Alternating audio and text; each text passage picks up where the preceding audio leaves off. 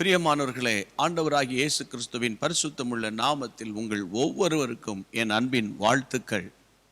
ஆண்டவருக்கு மகிமை உண்டாவதாக. காதுள்ளவன் கேட்க கடவன் என்ற இந்த நிகழ்ச்சிக்காக தேவனை ஸ்தோத்திரிக்கிறேன். நான் வாருங்கள் நிகழ்ச்சிக்குள்ளே போவோம். கர்த்தருடைய பிள்ளைகளே, நீங்கள் எந்த சூழ்நிலையில் இருந்தாலும் இப்போது என்னோடு கூட சேர்ந்து ஜெபம் பண்ணுவோம்.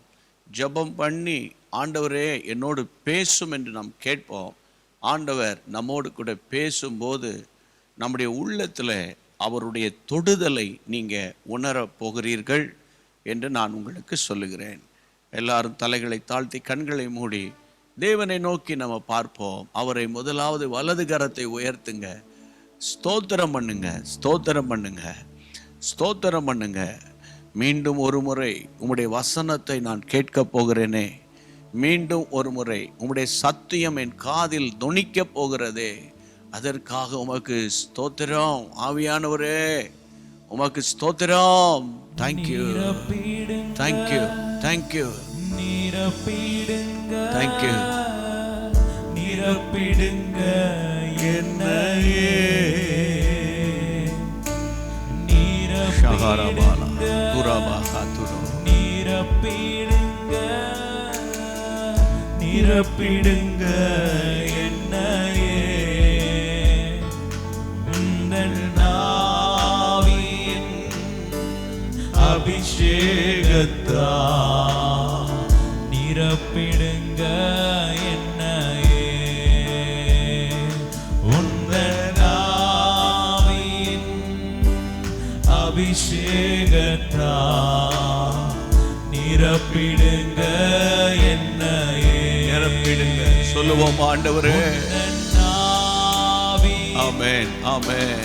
அபிஷேகத்தா நிரப்பிடுங்க என்னையே. தகப்பனே, இந்த நேரத்திலும் உடைய ஜீவன் உள்ள வார்த்தை எங்கள் காதுகளிலே துணிக்கும் போது உம்முடைய பிரசன்னத்தாலே உம்முடைய பிள்ளைகளை நிரப்பும். அவர்கள் இருக்கிற அந்த அறையோ அளவிட்டால் அவங்க இருக்கிற இடம் எதுவாக இருந்தாலும் உம்முடைய மகிமையின் பிரசன்னம் அங்கு நிரப்புவதாக. ஜெபத்தை கேட்ட தேவனுக்கு ஸ்தோத்திரம், உமக்கு ஸ்தோத்திரம், உமக்கு ஸ்தோத்திரம். இயேசுவின் நாமத்தில் பிதாவே, ஆமென். அன்பான தேவனுடைய பிள்ளைகளே, நம் இந்த நாட்களிலே பரிசுத்த ஆவியானவருடைய செயல்பாடுகளை அதிகமாக நாம் கேட்டு கர்த்தருக்குள்ளே அதிகமாய் பலப்பட்டு கொண்டு வருகிறோம். தேவனுக்கு மகிமை உண்டாவதாக. ஏனென்றால் கடைசி நாட்களிலே நாம் இருக்கிறோம். அடிக்கடி நான் பிரசங்கிக்கும் போது இப்படி சொல்லுவேன், அவருடைய வருகையின் விளிம்பில் நாம் நின்று கொண்டிருக்கிறோம். அவருடைய வருகை எப்போது வேண்டுமானால் இருக்கலாம். காலத்தை பார்த்தால், நாட்டு சூழ்நிலையை பார்த்தால், உலகத்தின் காரியங்களை உன்னிப்பாக யோசித்து வேத வசனத்தோடு ஒப்பிட்டு பார்த்தால் அவருடைய வருகை மிக மிக மிக சமீபம். அப்போ அவருடைய வருகைக்கு நம்ம ஆயத்தப்பட வேண்டும் அல்லவா? அப்படி என்றால் அவருடைய வருகைக்கு முன்பாக நாம் ஒரு மாபெரும் எழுப்புதலை எதிர்பார்த்து கொண்டிருக்கிறோமே. அது நம்முடைய தனிப்பட்ட வாழ்க்கையில், உங்களுடைய தனிப்பட்ட வாழ்க்கையில், உங்கள் வீட்டுக்குள்ளே, அடுத்தது உங்கள் திருச்சபைக்குள்ளே, அடுத்தது நீங்கள் வசிக்கிற கிராமமோ பட்டணமோ நகரமோ மாநகரமோ அல்லாவிட்டால் உங்களுடைய தேசமோ நம்முடைய தேசமோ அந்த எழுப்புதலை பார்க்க வேண்டுமே பிரியமானவர்களே. அதற்காகத்தானே நாம் பிரயாசப்பட்டு கொண்டிருக்கிறோம். இந்த இரவு நேரத்தில் காது உள்ளவன் கேட்க கடவன் என்ற வார்த்தையை உங்கள் காதுகளுக்கு நேராய் வரும்போது நீங்கள் ஒன்று புரிஞ்சுக்கோங்க, தேவன் உங்களோடு பேசுகிறார்.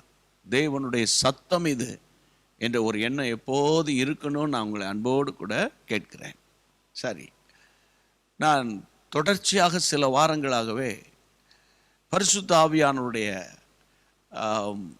கிரியைகள் அல்லது அவருடைய சகாப்தங்கள் அல்லது அவருடைய வலிமைகள், அவருடைய வல்லமைகள், அவருடைய பலத்த செய்கைகள், இப்படி நான் நிறைய காரியம் சொல்லலாம். அதை குறித்தே நான் உங்களுக்காக பேசிக்கொண்டு வருகிறது உங்களுக்கு பிரயோஜனமாக இருக்கிறது அல்லவா? கர்த்தருடைய பிள்ளைகளை சத்தியம் டிவி மூலமாகவும் ஜீசஸ் மீட்ஸ் யூடியூப் சேனல் மூலமாகவும் இந்த செய்தியை கேட்டுக்கொண்டிருக்கிற அன்பானவர்களே, நீங்கள் பாக்கியவான்கள். கர்த்தருடைய வார்த்தை இன்றைக்கு என்ன சொல்லுகிறது என்று கேட்டால், 1 சாமுவேல் 10ஆம் அதிகாரம் 6ஆம் வசனத்தை நீங்கள் திருப்பி பாருங்கள். 1 சாமுவேல் 10ஆம் அதிகாரம் 6ஆம் வசனத்தை வாசிக்க கேட்போம். அப்பொழுது கர்த்தருடைய ஆவி உன்மேல் இறங்குவார், நீ அவர்களோட கூட தீர்க்க தரிசனம் சொல்லி வேறு மனுஷனாவாய். ஒரு முக்கியமான ஒரு வார்த்தையை நான் இன்றைக்கு உங்கள் மத்தியில வாசிக்க சொன்னேன். அந்த வார்த்தை சொல்லுகிறது, கர்த்தருடைய ஆவி உன்மேல் இறங்குவார், நீ அவர்களோட கூட தீர்க்க தரிசனம் சொல்லி வேறு மனுஷனாவாய். கர்த்தருடைய ஆவி உன்மேல் இறங்கும் போது நீ தீர்க்க தரிசனம் சொல்லுகிறவனாய் மாறுவாய். ஒன்று, அதோடு அந்த வார்த்தை முடியவில்லை, வேறு மனுஷனாய் மாறுவாய். இந்த இரண்டில் நான் இரண்டாவது சொல்லப்பட்டதை ரொம்ப முக்கியமாய் நான் கருதுகிறேன், அதை அழுத்தமாய் பேச விரும்புகிறேன். வேறு மனிதனாய் மாறுவாய். தீர்க்க தரிசனம் சொல்லுவாய், கர்த்தருக்கு ஸ்தோத்திரம், அது தேவன் கொடுக்கிற கிருபை வரம். அதோடு அந்த வார்த்தை முடியவில்லை, வேறு மனுஷனாய் மாறுவாய். இதை நான் மிக மிக முக்கியமான ஒரு ஆசீர்வாதமாய் கருதுகிறேன். இன்றைக்கு நீங்களும் நானும் மனுஷிகளாக இந்த உலகத்தில் வாழ்ந்து கொண்டிருக்கிறோம். கர்த்தருடைய பிள்ளைகளே, ஒவ்வொருவருக்கும் ஒரு சுவாபம் இருக்கிறது. இன்பார்ன் கேரக்டர் என்று ஆங்கிலத்தில் சொல்லுவாங்க. தமிழில் சரியான தமிழில் சொன்னால் பிறவி குணம், இன்னொரு தமிழில் சொன்னால் ஜென்ம சுவாபம். இவை எல்லாவற்றுக்கும் மத்தியில் தேவன் ஒரு மனிதனை தொடுவாரானால், தம்முடைய இரத்தத்தால் கழுவி சுத்திகரிப்பாரானால், அதுக்கு அடுத்த ஆசீர்வாதம் பரிசுத்த ஆவியின் நிறைவு அந்த மனுஷனுக்குள் வருமானால், அவனுடைய பழைய மனுஷன் சிலுவையில் அடிக்கப்படுகிறான். பழைய மனுஷன் அவன் உலகத்துக்காக மரிக்கிறான், அவன் வேறு மனுஷனாய் மாறுகிறான்.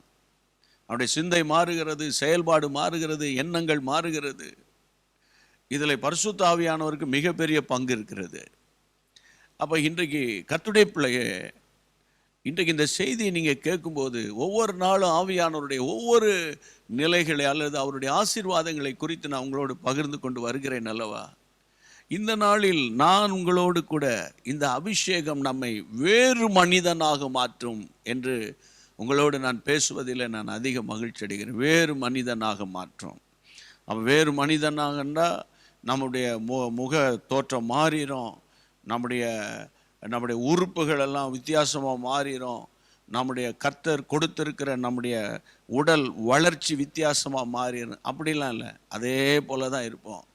வேறு மனுஷன் அப்படின்னு கேட்டால், கர்த்தருடைய பிள்ளைகளே, ஒருவன் கிறிஸ்துவுக்குள்ளே இருந்தால் புது சிருஷ்டியாக இருக்கிறான், பழையவைகளெல்லாம் ஒழிந்து போயின, எல்லாமே புதிதாயினன்னு சொல்கிறேன்ல.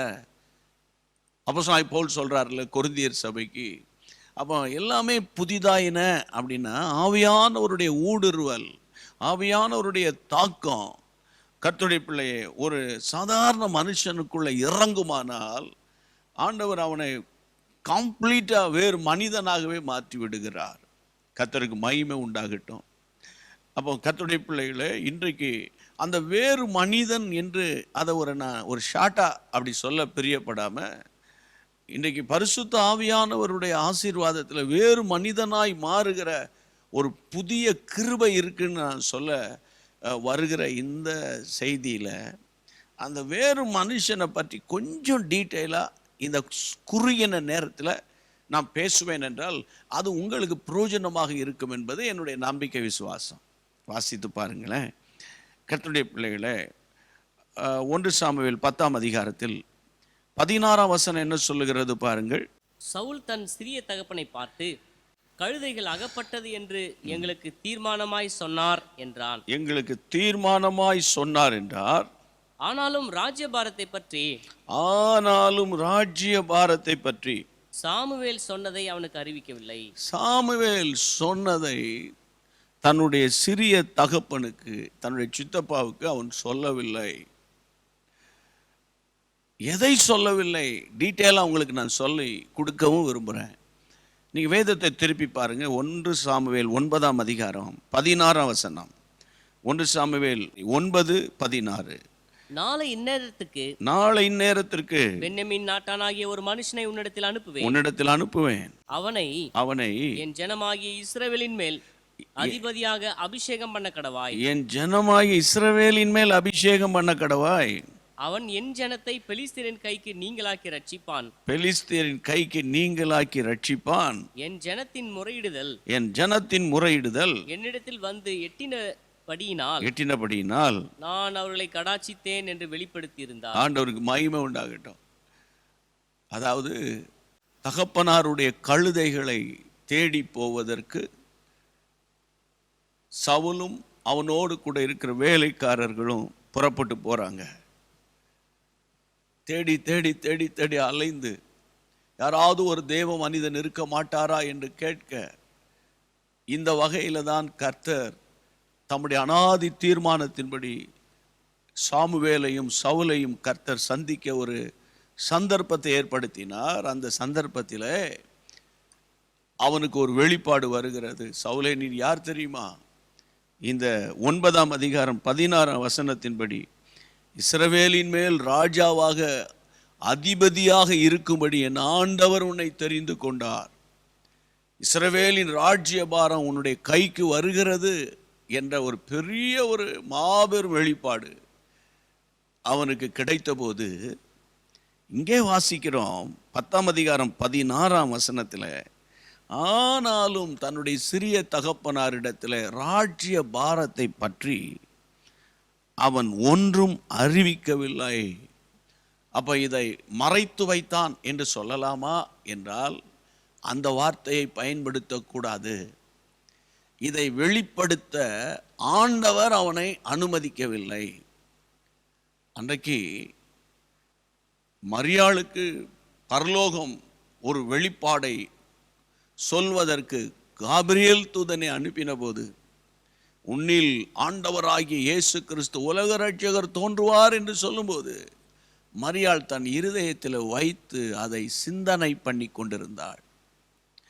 இன்றைக்கு நீங்கள் உன்னை நல்லா புரிஞ்சுக்கிடுங்க. உங்களை கர்த்தர் அபிஷேகம் பண்ணும்போது, உங்களை பரிசுத்த ஆவியினால் கர்த்தர் நிரப்பும் போது, உங்களை ஒரு ஏதோ ஒரு நோக்கத்துக்காக ஆண்டவர் உங்களை அபிஷேகம் பண்ணவே இல்லை.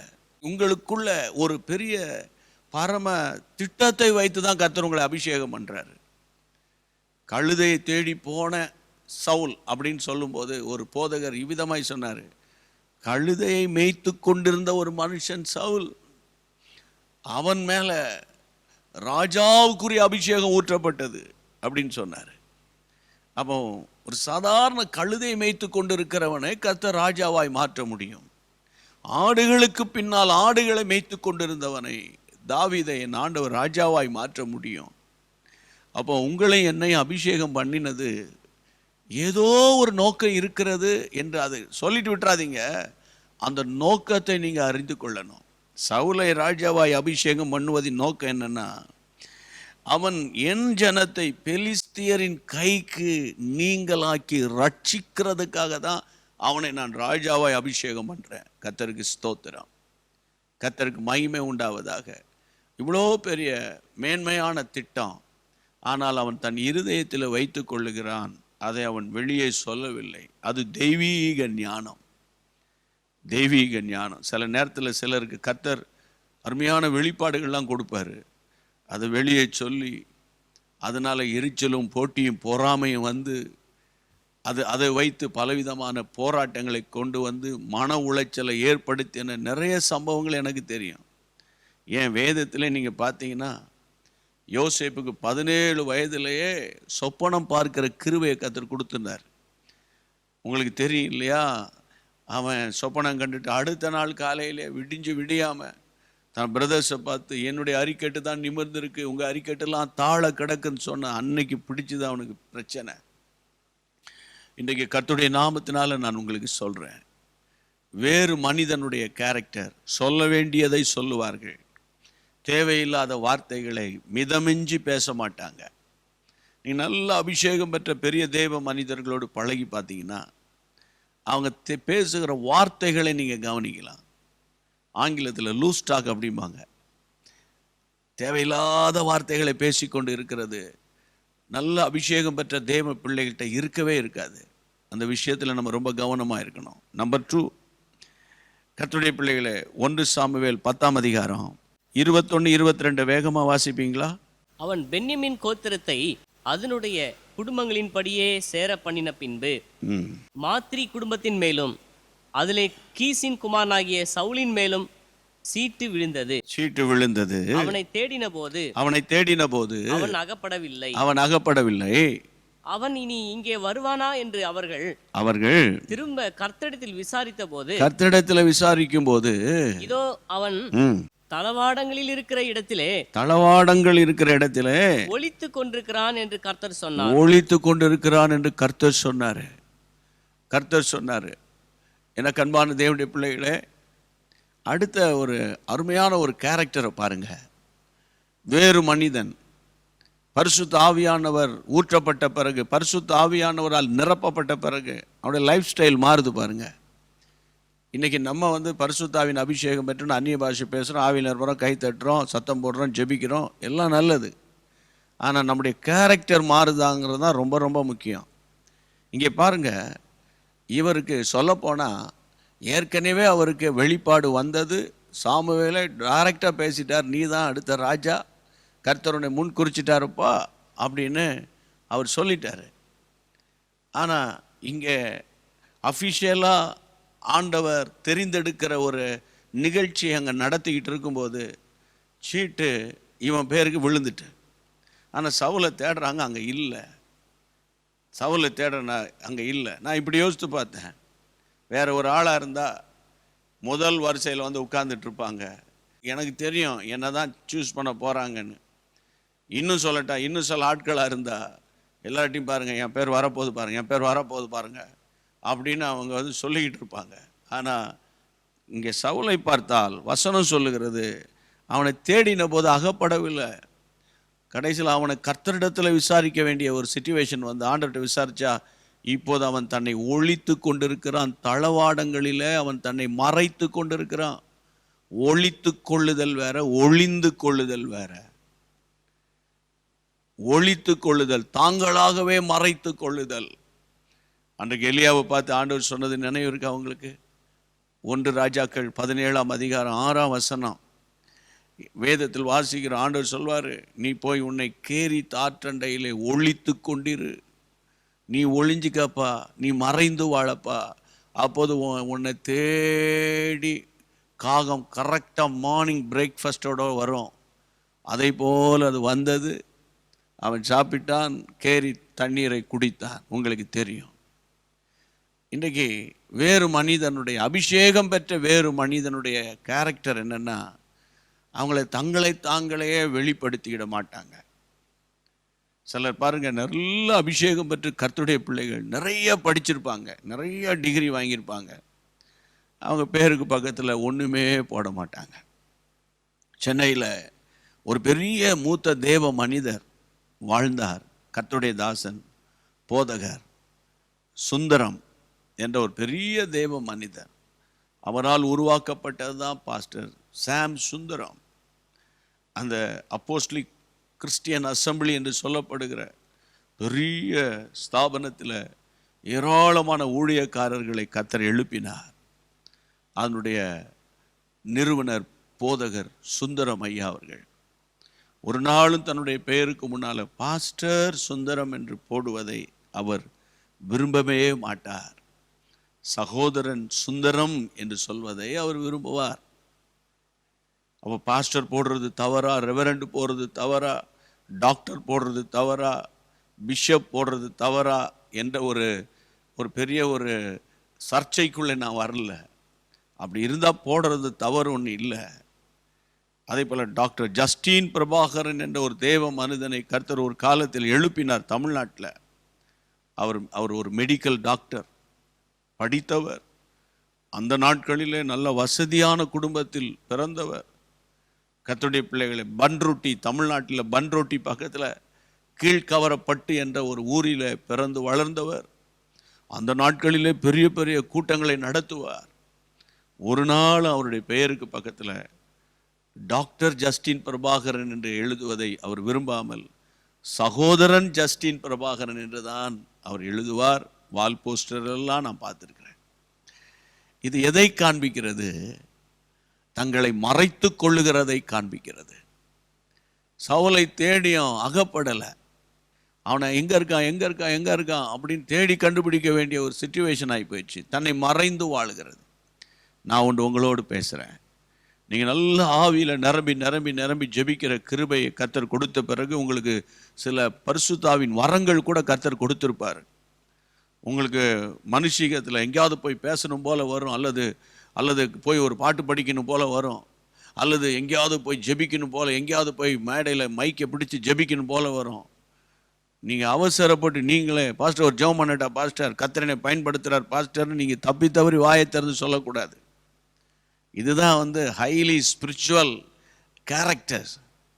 அந்த ரொம்ப அதிகமாக பரிசுத்தாவின் அபிஷேகத்தில் நிரம்பி இருக்கிறவங்க தங்களை மறைத்து கொள்வார்கள், தங்களை ஒழித்து கொள்வார்கள். வெளியே காட்ட மாட்டாங்க.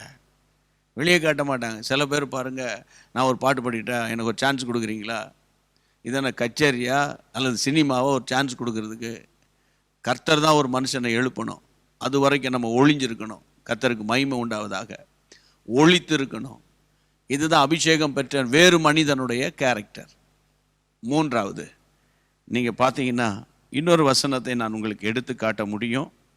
1 சாமுவேல் 10ஆம் அதிகாரம் 26 மற்றும் 27 வேகமாய் ஜெபிக்க போகிறோம். சவுலும் கிபியாவில் இருக்கிற தன் வீட்டுக்கு போனான். இராணுவத்தில் தேவன் எவர்கள் மனதை ஏவினாரோ, இராணுவத்தில் தேவன் எவர்களுடைய மனதையெல்லாம் ஏவினாரோ அவர்களும் அவனோடு கூட போனாங்க. ஆனாலும் பேலியாளின் மக்கள் இவனா நம்மை ரட்சிக்க போகிறான் என்று சொல்லி அவனுக்கு காணிக்கை கொண்டு வராமல் அவனை அசட்டை பண்ணினார்கள். அவனை அசட்டை பண்றாங்க. அவனோ காது கேளாதவன் போல இருந்தான். கர்த்தருக்கு மகிமை உண்டாவதாக. அவனோ என்ற இடத்துல வேறு மனிதனான சவுலோ, அவனோ காது கேளாதவன் போல இருந்தான். கர்த்தர் உங்களை ஆசீர்வதித்து உங்களை அபிஷேகத்தினால நிரப்பும் போது நிறைய என்கரேஜ்மெண்ட்ஸ் வரும். அப்படி சொல்றதை விட நிறைய டிஸ்கரேஜ்மெண்ட்ஸ் வரும். சில என்கரேஜ்மெண்ட்ஸ் வரும்,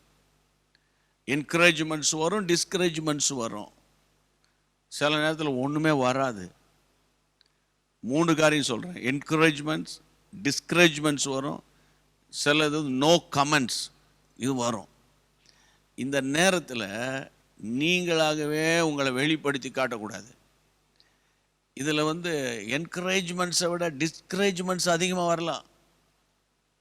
நீங்கள் நல்லா புரிந்து கொள்ள வேண்டிய சத்தியம், அவனை பார்த்து பேலியாளின் மக்கள் இவனா நம்மளை நடத்த போகிறான், இவன் அப்பா தெரியாதா, இவன் கழுத மேய்ச்ச குடும்பம் தானே அப்படின்னு கூட பேசியிருப்பாங்க. ஆனால் அவன் அதில் காது கேளாதவன் போல இருக்கிறான்னா, அப்போ ஒருவேளை இந்த நிகழ்ச்சிக்கு பேர் காது உள்ளவன் கேட்க கடவன். நீங்களும் காது கேட்காம இருந்துடாதீங்க. காது உள்ளவன் கேட்க கடவன். கொஞ்சம் காது கொடுத்து கேளுங்க. இந்த சத்தியத்தினுடைய அர்த்தம் என்னன்னு கேட்டால், அந்த உள்ளே இருக்கிற ஆவியானவர் அவனை அப்படியே மோல்ட் பண்ணிக்கிட்டே வர்றதுனால, உருவாக்கி கொண்டு வர்றதுனால, அப்பா இதெல்லாம் நீ பார்க்காத, இராணுவத்தில் எவர்களுடைய ஆவியை நான் ஏவனோ அவங்களும் அவங்க கூட சேர்ந்துக்கிட்டு இருக்காங்க.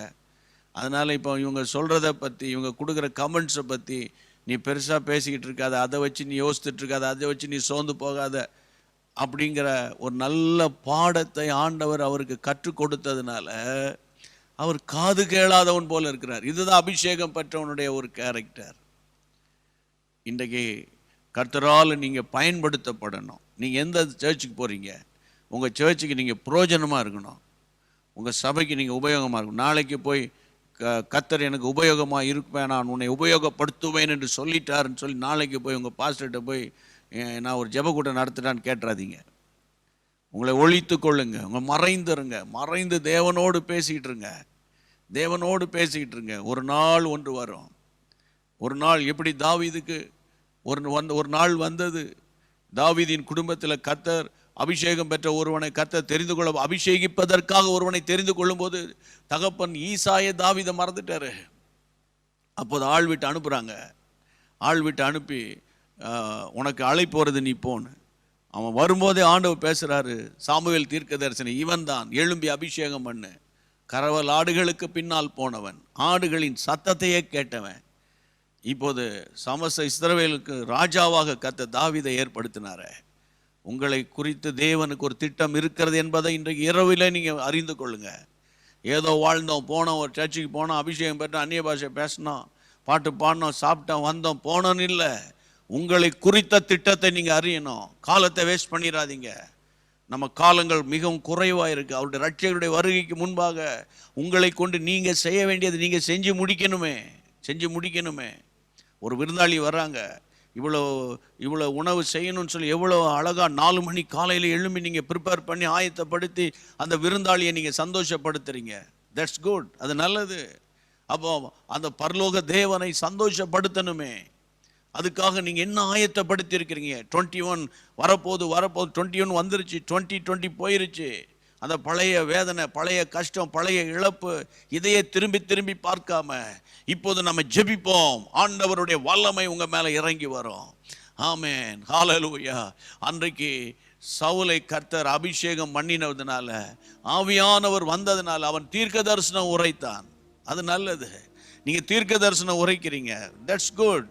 அதோடு விட்டுறக்கூடாது. வேறு மனுஷனுடைய சுவாபம் வரணும். ஆமென், ஆமென். கர்த்தருடைய நாமத்தினால ஆமென். மறைந்து வாழ்ற வாழ்க்கை, ஒளித்து கொள்ற வாழ்க்கை, காது கேளாதவன் போல இருக்கிற வாழ்க்கை, ஆமென். ராஜ்ய பாரத்தை குறித்து தேவன் சொன்ன பரம தரிசனத்தை ஆமென் அவன் ஒளித்து வைத்தான். அதை வெளிப்படையாக சொல்லல. சில விஷயங்களை வெளியே சொல்லும்போது அங்க ஒரு பிரச்சனைகள் வருகிறது. சொல்ல வேண்டிய நேரத்தில் நம்ம சொல்லணும். அப்போதான் அதுக்கு ஒரு வேல்யூ இருக்குது. கர்த்தருக்கு மகிமை உண்டாவதாக. ஆமென். எல்லார் கரங்களை உயர்த்தி, ஆண்டவரே இப்படிப்பட்ட ஒரு கேரக்டரை எனக்கு நீங்க தாங்க ஆண்டவரே, இப்படிப்பட்ட ஒரு கேரக்டர் எனக்கு தாங்க ஆண்டவரே, இப்படிப்பட்ட ஒரு சுவாபத்தை எனக்கு தாங்க ஆவியானவரே. ஜெபம் பண்ணுங்க. டைமை வேஸ்ட் பண்ண மாட்டேன் ஆண்டவரே. ஷாந்தாலாமா ஹூராபாஹாலாபா. இப்பொழுதே ஒரு தேவ பிரசன்னம் உம்முடைய பிள்ளைகளை நிரப்புகிறதற்காக ஆண்டவரே நான் உமக்கு நன்றி சொல்லுகிறேன். உச்சம் தலையிலிருந்து உள்ளங்கால் வரைக்கும் ஒரு புது அபிஷேக தைலம் இறங்குகிறதற்காக ஸ்தோத்திரம். இயேசுவின் நாமத்தில் ஜெபிக்கிறோம் பிதாவே. ஆமென். God bless you.